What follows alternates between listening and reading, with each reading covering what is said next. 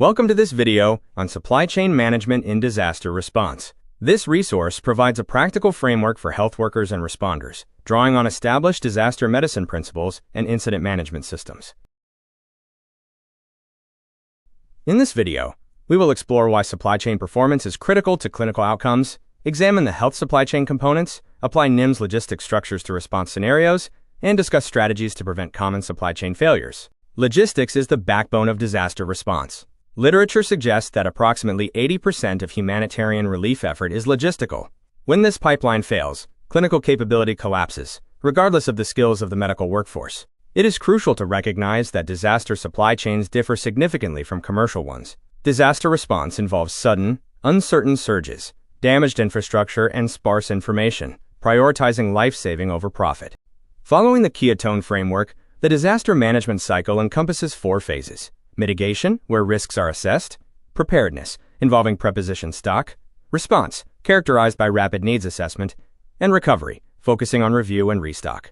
The core components of the health supply chain include procurement, warehousing, transportation, inventory management, last-mile distribution, and the critical data layer provided by information systems.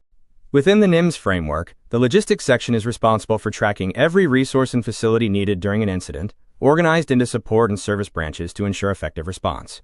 Effective resource management relies on standardized resource typing. By categorizing personnel and equipment by capability, jurisdictions can request and receive exactly what is needed through a formalized ordering cycle. Distribution strategies transition from push to pull. Push models rely on anticipated needs during the initial disaster phase, while pull models use field-driven orders once assessment capacity is established. The IFRC logistics model utilizes emergency response units, regional prepositioned hubs, logistics emergency teams, and the Global National Society Network to ensure rapid, effective support. Standardization is key to speed. Kits like the Interagency Emergency Health Kit allow for modular, pre-approved medical supplies, while Sphere standards provide the quantitative benchmarks for health and nutrition. Maintaining the cold chain for temperature-sensitive pharmaceuticals like vaccines and insulin is vital. Strategies include solar-powered refrigeration and continuous temperature monitoring to prevent loss of potency. The last mile is where supply chains often fail due to damaged access, insecurity, or inequitable reach. Field solutions include mobile distribution teams and community health worker networks to overcome these barriers. Logistics management information systems provide the visibility needed to manage stock.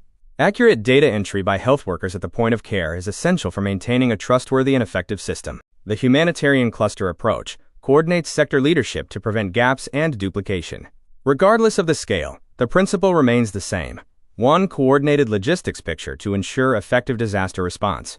In the field, we encounter common pitfalls that hinder success. These include the second disaster, caused by unsolicited and inappropriate donations, poor demand forecasting, fragmented coordination between agencies, and weak last-mile data, which leaves logisticians making decisions in the dark. Health workers play a vital role in these systems. You can support the supply chain by reporting stock data accurately, ensuring proper storage with cold chain discipline, escalating shortages early, and resisting the urge to hoard resources which only starves other units. To help your facility stay prepared, use this checklist. It covers 3 phases: before for readiness, during for response coordination, and after for recovery and learning. Implementing these steps ensures your facility is prepared for the next event. For further learning, consult these key references, including the Keystone Disaster Medicine Textbook, IFRC Logistics Guidance, the Interagency Emergency Health Kit Documentation, Sphere Handbook Standards, FEMA's NIMS, and the IASC Cluster Approach Guidance. In summary, logistics is a clinical function. Don't improvise. Instead, standardize and rehearse. Match your strategy to the situation, and always operate within a shared coordination structure. Thank you for your commitment to effective disaster response.